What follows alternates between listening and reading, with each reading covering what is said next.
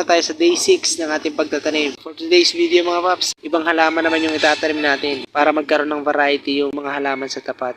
So yan, kumuha lang tayo ulit ng lupa, tapos konting dumi ng rabbit. Tapos nilagay na natin dun sa supot natin. Naglagay muna tayo ng konting lupa, tapos kumuha na tayo ng rooted na oregano. Yes mga paps, oregano naman muna. Yan, dahil uso ang ubo at sipon para hindi na tayo manghihingi ng oregano sa kapitbahay. Madali lang din buhayin ang oregano. Parang katulad lang din siya ng Madre de Agua. Once na itinusok mo sa lupa, natubigan mo ng minsan, tutubo na siya. Yun nga lang, dahil dito sa harap ng bahay namin, medyo tigang yung lupa. Kailangan talaga siyang alagaan ng pag-delay. So yun nga, dito ko lang siya ulit sa harap ng bahay itinanim. Itinabi ko lang siya dun sa una nating tanim para hindi naman sila malungkot. So ito nga pala yung sponsor ng ating video.